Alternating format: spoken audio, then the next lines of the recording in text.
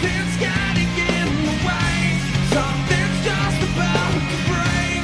I will try to find my place in the diary of June. Breaking Benjamin's story is really a story of pain, of one man's battles with his own demons, his own body, and the weight of life that never seemed to ease up. And yet, through all of that, it's a story about how music became both a weapon and a lifeline. Benjamin Burnley was born and grew up around Atlantic City, New Jersey, before moving with his family to Pennsylvania as a teenager. From a young age, he was different. He was withdrawn, anxious, and plagued by fears that most people never think about. One of those fears, the fear of flying, would haunt him so deeply that it would shape his life and his music. School wasn't much better. He dropped out of high school, unable to keep up or fit in. He moved to Wilkes-Barre, Pennsylvania at 18 and taught himself how to play guitar. Music wasn't just a dream for him. It was survival. He had no other plan, no fallback, and no safety net. At 6'4", his presence was hard to ignore. But what truly set him apart was his powerful, haunting voice. He worked odd jobs while quietly honing his craft. Slowly, through open mic nights and bar gigs, he began carving out a name for himself. One night, while covering a Nirvana song, he smashed a microphone at the end of the performance. The owner walked on stage and said, "I'd like to thank Benjamin for breaking my microphone." The name Breaking Benjamin stuck. How we came up with the band name is I used to play by myself in clubs and open mic nights and under Benjamin, because that's my name. I did this open mic night and this kid let me use his gear, and like I said previously, I'm a big Nirvana fan, so after I did a Nirvana song afterwards and just kind of knocked the mic over like he used to do, and it was a cheap Radio Shack mic, and the grill on it cracked. And he gets back on the microphone after I'm done. He goes, "I'd like to thank Benjamin for breaking my microphone." So that's how we got the name. What could have been just a throwaway moment became the identity Burnley clung to. Because, in truth, he was already broken, and that name fit him perfectly. By 2000, he had teamed up with drummer Jeremy Hummel, and together they recorded a self-titled EP that started getting radio play in Pennsylvania. The buzz was strong enough to catch the attention of Hollywood Records, which signed the band in 2001.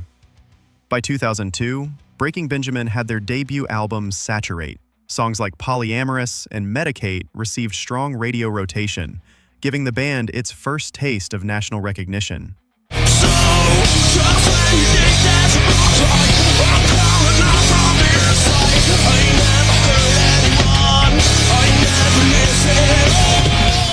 On the surface, it was a rock record, filled with anger and hooks that drew in fans. But underneath, it was Burnley's cry for release. He wrote about pain, fear, and emptiness, because that's all he knew. And as his words began reaching listeners outside Pennsylvania, something strange happened. People heard their own struggles in his songs. They found comfort in the very music that came from his suffering. Their second album in 2004, We Are Not Alone, brought real success. So Cold wasn't just a hit. It was an anthem for people who felt abandoned, lost, and adrift.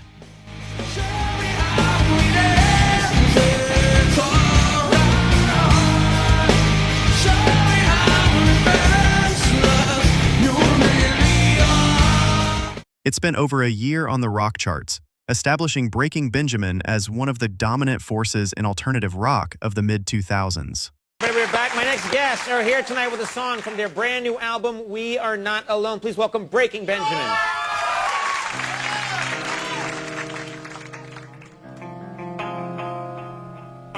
But behind the platinum sales and growing fame, Burnley was unraveling.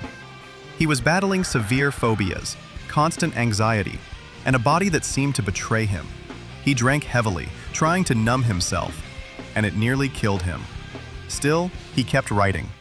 In 2006, Phobia came out, a title that was brutally honest. The concept of the album was dedicated to Burnley's various phobias, including a fear of flying, hypochondria, and a fear of the dark. The cover of the album depicts a winged man suspended over a runway, representing his fear of flying. His fear of flying was so overwhelming that the band could not perform overseas.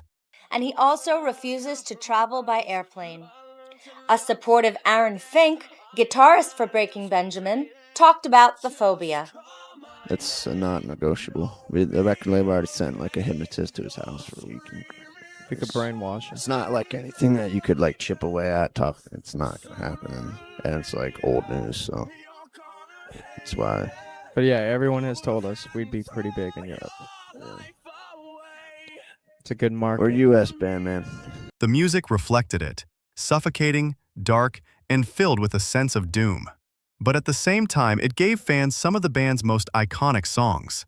The lead single, The Diary of Jane, exploded, becoming the soundtrack for countless people who didn't feel heard. I would put myself right beside you. So let me ask, would you like that?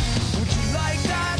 The second single, Breath, spent 7 weeks at #1 on the mainstream rock chart. So sacrifice yourself and let me have what's left. I know that I can find the fire in your eyes. In 2007, after 3 consecutive days of no sleep and heavy drinking, Burnley decided to sober up. 2 years later, they released their 4th album, Dear Agony, which was the first album that Burnley wrote completely sober. The cover of the album features Burnley's brain scan, representing the singer's chronic illnesses caused by alcohol. But sobriety didn't free him. If anything, it forced him to face his suffering head-on. The title wasn't a metaphor. Burnley suffered from Wernicke-Korsakoff syndrome, which is a neurological condition often caused by alcohol abuse. The lyrics on Dear Agony sound almost like conversations with death itself. Pleading, fighting, bargaining. And fans connected because it was real. It wasn't dressed up in cliches.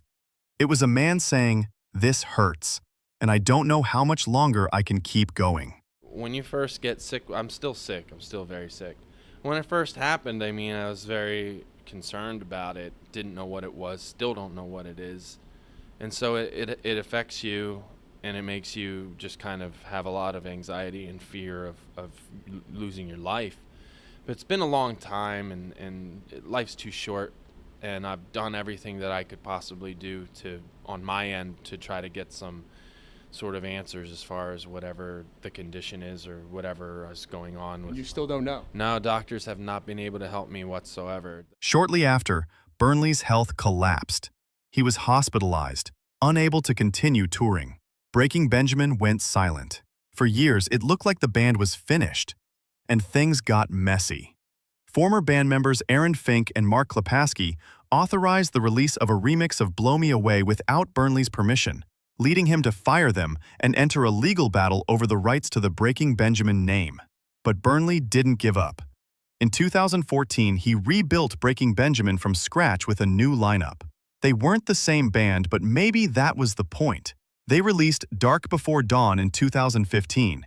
And for the first time in years, Burnley stood in front of his fans again. The album went straight to #1 on rock charts, almost like a collective embrace from the people who had waited through the silence. I will not drown, I will not break, I will shut the world away. Ember in 2018 was heavier, darker, angrier, a reflection of a man still fighting battles most of us will never see. Then came Aurora in 2020, an acoustic reimagining of their songs, stripped bare, fragile, and honest. Listening to those versions, you can hear the weight in Burnley's voice, the years of exhaustion, but also the strength it took to survive. Breaking Benjamin's story isn't just about a band's rise and fall and rise again. It's about a man who has carried pain every single day, who has lived in fear, who has struggled with his own body and mind, and who somehow turned all of that into music that gave millions of people comfort. And is it all